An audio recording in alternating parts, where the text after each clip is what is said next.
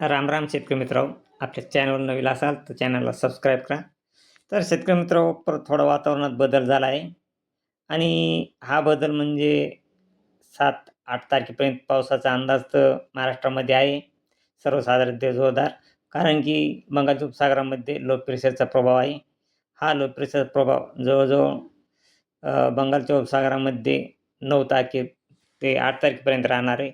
आणि खास करून सांगायचे म्हणजे शेतकरी मित्रांनो, हिंद महासागरामध्ये हाय प्रेशर निर्माण झाले आहे. हे हाय प्रेशर आणि तसेच ऑस्ट्रेलिया या भागाकडे देखील हाय प्रेशर आहे. लो प्रेशरचा हिंद महासागरामध्ये कसल्याच प्रकारे प्रभाव नाही. लो प्रेशर तयार झालेला नाही. त्यामुळं महाराष्ट्रात 9 तारखेपासून एकदम पावसाचे प्रमाण कमी राहणार आहे. कारण हाय प्रेशर असल्यामुळे लो प्रेशर कोणत्याच समुद्रामध्ये तयार नाही. त्यामुळं महाराष्ट्रात पावसाचे वातावरण देखील खूप कमी राहण्याचा अंदाज आहे. परंतु फक्त हा बंगालच्या उपसागरामध्ये काही प्रमाणात लो प्रेशर तयार झालेला आहे.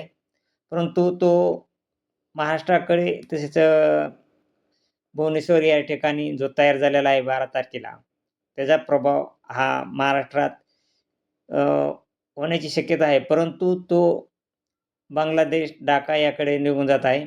त्यामुळं परत महाराष्ट्रात पावसाचे प्रमाण थोडे कमी दाखवत आहे. तरी शेतकरी मित्रांनो, सध्या त्याचा प्रभाव किती जाणवल हे पुढील अपडेटमध्ये समजेल. परंतु सध्या तरी 13-14 तारखेपासून परत फक्त बंगालच्या उपसागरामध्ये जो लो प्रेशर आहे, त्या प्रभावामुळे जर महाराष्ट्रात पाऊस आला, तर पाऊस होईल. नसता परत पाऊस शेतकरी मित्रांनो, ऑगस्ट महिन्यामध्ये परत पावसाचे प्रमाण कमी राहण्याची शक्यता आहे. परंतु सध्या हा लो प्रेशर 16 तारखेपर्यंत तरी भुवनेश्वर या ठिकाणी आहे. तरी त्याचा प्रभाव हा विदर्भ साईडलाच फक्त जाणवण्याची शक्यता आहे. एक डिफरन्शियल आणि एक असे दुसरे एक चक्रीवादळ, असे 2 चक्रीवादळ पॅसिफिक महासागरामध्ये तयार झाले आहेत आणि त्याचा जर प्रभावामुळं जर परत लो प्रेशर तयार झाले, तर परत महाराष्ट्रात म्हणजे पूर्ण देशामध्ये पावसाचे वातावरण तयार होऊ शकते. पण सध्या तरी शेतकरी मित्रांनो, या चक्रीवादळाचा प्रभाव हा फक्त काही छत्तीसगड, कोलकाता, पाटणा, बिहार या भागामध्येच आहे आणि त्याचा प्रभाव सध्या तरी महाराष्ट्रामध्ये जाणवण्याची खूप कमी शक्यता आहे. जवळजवळ पूर्ण देशामध्ये त्याच्या पावसाचे प्रमाण हे कमी राहणार आहे. परंतु हा पाऊस शेतकरी मित्रांनो परत 14 तारखेपासून काही जिल्ह्यामध्ये होण्याची शक्यता आहे. 13 ते 14 फक्त तो नागपूर तसेच छत्तीसगड या भागामध्येच हा पाऊस राहणार आहे आणि त्यात जर बदल झाला थोडा, तरच तो महाराष्ट्रामध्ये सरकू शकेल. नसता हा पाऊस महाराष्ट्रात 27 ऑगस्टपर्यंत पावसाची शक्यता खूप कमी आहे शेतकरी मित्रांनो.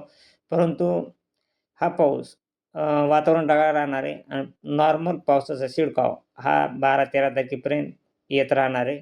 एवढी काळजी करण्याची सध्या तरी आवश्यकता नाही. कारण आणखीन परत वातावरणात बदल देखील होऊ शकतो. सध्या 6 तारखेपर्यंत पावसाचे वातावरण हे नॉर्मल पावसाचे वातावरण आहे आणि 7 तारखेला विदर्भ साईडला सर्वसाधारण ते जोरदार पावसाची शक्यता आहे 7 तारखेला. कारण त्या ठिकाणी एक लो प्रेशर तयार झाला आहे. तरी शेतकरी मित्रांनो, परंतु बंगालच्या उपसागरामध्ये जो पावसाळी वातावरण तयार झालेलं लो प्रेशर आहे, त्या प्रभावामुळं जर महाराष्ट्रात परत महाराष्ट्राच्या दिशेने जर या वाऱ्याने टर्न जर घेतला, तर परत तो महाराष्ट्रात पावसाची शक्यता येऊ शकते. परंतु सध्या तरी या वाऱ्याची दिशा ही महाराष्ट्राकडे नसून ही कोलकाता तसेच बांगलादेशाकडे आहे. त्यामुळं महाराष्ट्रात पावसाचे प्रमाण सध्या तरी सांगता येत नाही शेतकरी मित्रांनो, पावसाचे प्रमाण कितीक राहील ती. परंतु 12-13 तारखेला 12-13 तारखेला विदर्भ साईडला चांगला जोरदार पावसाची शक्यता आहेत. परंतु तो महाराष्ट्राकडे तिथून जो येणारा पाऊस आहे, तो पाऊस महाराष्ट्राकडे न येता तो तसाच छत्तीसगड या भागाकडे निघून जात आहे. तरी विदर्भ साईडलाच ह्या पावसाचा जोर जास्त राहणार आहे. तर शेतकरी मित्रांनो, पुढील अपडेट जी काय येते ते आपण पुढच्या व्हिडिओमध्ये टाकणार आहोत. तरी अशीच रोज ताजी अपडेट पाहण्यासाठी आपल्या चॅनलला सबस्क्राईब आणि लाईक करा. जय हिंद, जय महाराष्ट्र, जय जवान, जय किसान.